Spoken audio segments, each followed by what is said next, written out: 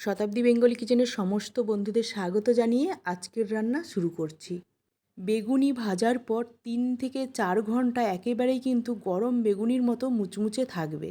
সেটা কিভাবে সম্ভব আজকে সেটাই দেখাবো। প্রথমে আমি বেগুনগুলোকে সরু সরু করে কেটে নিয়েছি, কেটে জল দিয়ে ধুয়ে উঠিয়ে নিলাম।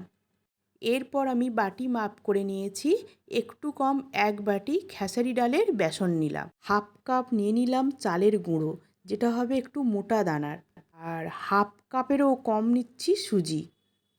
এখানে নিয়ে নিয়েছি গোলমরিচ, তেজপাতা, শুকনো লঙ্কা, পানমৌরি, পাঁচফোড়ন। এগুলো একটু গরম কড়াইয়ের মধ্যে নেড়ে নিচ্ছি। তারপর আমি মিক্সার গ্রাইন্ডারের মধ্যে দিয়ে একটা শুকনো পাউডার বানিয়ে নিলাম। এই ভাজা মশলার পাউডারটা নিয়ে নেব হাফ চামচ মতো। হাফ চামচ জোয়ান, হাফ চামচ কালো জিরে আর পরিমাণ মতো লবণ দিয়ে দিলাম। এরপর দিয়ে দিচ্ছি কয়েক দানা চিনি।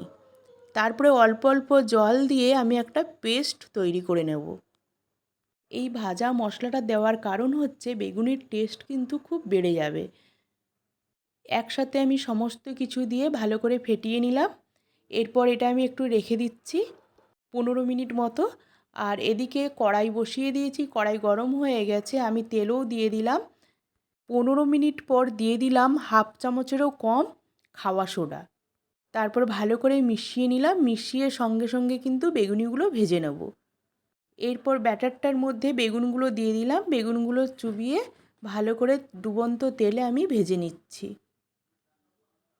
দেখবেন তেলের মধ্যে দিলে অটোমেটিক কিন্তু তেল ছেড়ে বেগুনিটা উপরে উঠে যাবে। একসাথে আমি 5টা 6টা করে দিয়ে ভেজে নিচ্ছি। বেগুনি যদি আপনারা 4 থেকে 5 ঘন্টা ধরে মুচমুচে রাখতে চান, তার জন্য কিন্তু মাপটা সঠিকভাবে নিয়ে নেবেন।